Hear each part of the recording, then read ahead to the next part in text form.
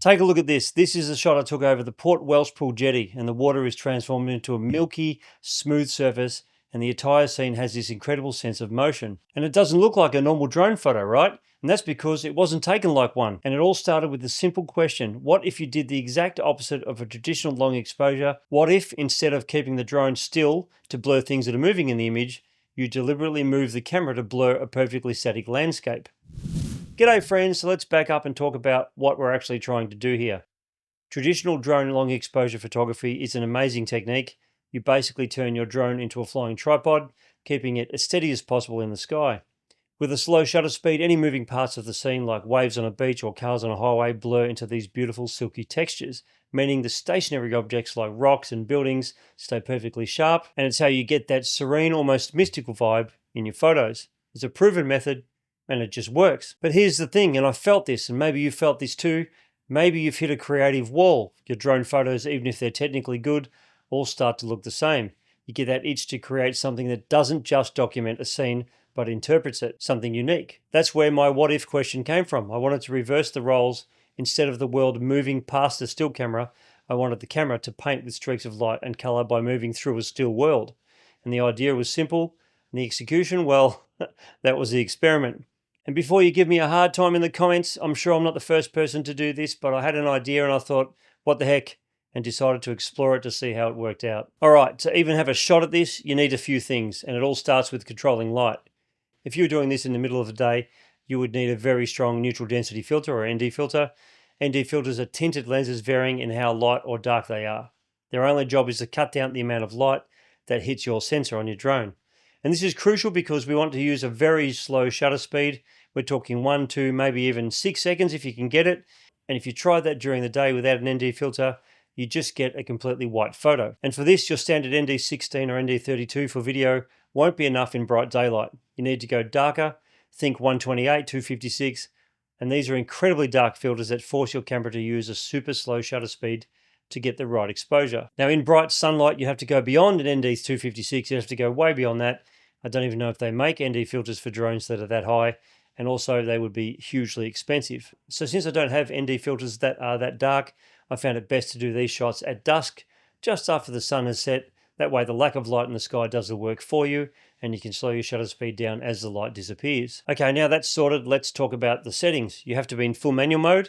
First, and this is crucial, you've got to lock your ISO at 100. This is your sensor's base sensitivity, and it gives you the absolute cleanest image with the least noise possible. And from there, it's all about shutter speed after that. This is your main creative tool. We're using it to control the amount of motion blur. And I figured I'd start my experiments around 1 or 2 second exposures. Once I had my theory down, I headed out to my spot. This jetty or pier is 850 meters long and is roughly the shape of a hockey stick. And at night time, it is absolutely beautiful.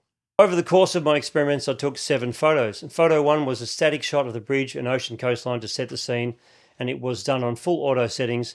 And that's this image here, which is a nice shot, but nothing special. So for shot 2, I switched over to Pro settings. And just a quick note, if you're not sure what all your settings do on your drone, or which ones you should use in general, you should give my free drone camera coach a look.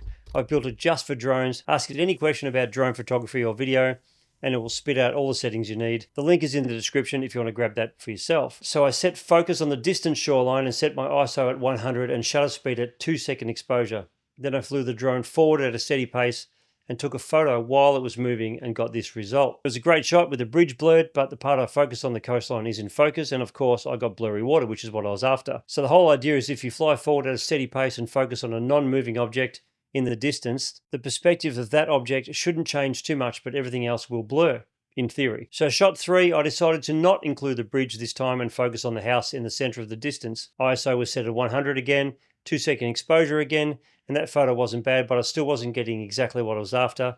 And my first few tries, to be totally honest, were a little disappointing, but I felt I was on the right track. So shot 4 was slower flying, but a 6 second exposure, so ISO 100 again.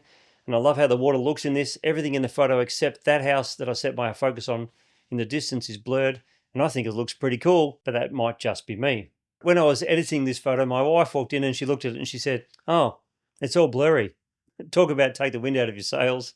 So shot 5, I flew slow again, but reframed on the house in the middle. ISO 100, 2 second exposure again. And I don't mind this one, but I still felt like it wasn't there yet. So I thought, what if I leave all the settings the same, but fly faster. So for shot 6, I opened the shutter up for 2 seconds again, and the result was a chaotic, unusable smear. And here's what that looked like. There was no definition, no sense of place, just a jumble of color that looked like a mistake. And everything is blurred. So it was immediately obvious to me that the secret was in the relationship between flying speed and shutter speed. Flying too fast just obliterates everything. Okay, lesson learned. Speed was the problem. For the next attempt, I made that critical change. Shot 7 is the one I liked the most. I waited for the sun to set a little more and then included the bridge in it again. The bonus here is that all the bridge lights came on as well, and I set my exposure for a 4-second exposure to let a little bit more light in. And just gently push the joystick forward, trying to be as steady as humanly possible. So I flew nice and slow, and this is the result. The point of focus is the boat in the distance with the bridge and the ocean blurred just how I wanted it to be.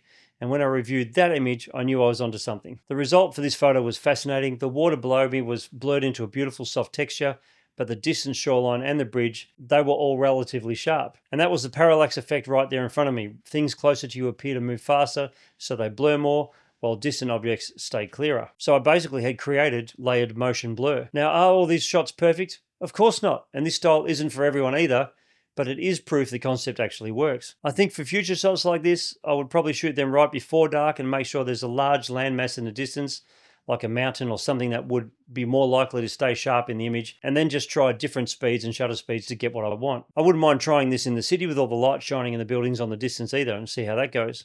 Okay, now that I've walked you through my trial and error, here's my step-by-step guide for you to try this for yourself. It's a challenge, but it is so rewarding. So first, pick a day with as little wind as possible. Wind is your enemy here. It'll push the drone around and ruin the shot. Before you even take off, put your drone into normal or Cine mode, as sports mode won't be of any use here. And secondly, your camera settings, go to full manual or pro mode. Lock your ISO at 100 for the best quality. You can lift it up if you need more light as it gets darker. And your shutter speed here is your creative playground, but I'd suggest starting around 2 seconds and taking it from there. Take a quick test shot while hovering to check your exposure. If it's too bright, wait until the sky gets a little darker, or you can put on an ND8 filter if you want to. And also, you must shoot in RAW format. Seriously, don't skip this step. It gives you all the flexibility you need later in the edit. And third, the flight itself. The whole technique is to fly slowly and smoothly in one direction while the shutter is open. I found flying forward or backward in a straight line works best. The main idea is to pick a subject in the distance to focus on, but make sure you have elements in the foreground too. The foreground will then create more of that awesome motion blur while your distant subject stays relatively sharp. Push the joystick gently, hold it steady, and don't try to make corrections mid-shot. Just commit to the shot. And then just take a ton of shots. This is an experiment after all. Most will be failures, and that's okay, because in between the blurry messages, you'll find some absolute gems. And messing around with this whole process has completely changed how I see drone photography. It's more than just getting a high angle. It's about using movement and time to paint with the landscape itself.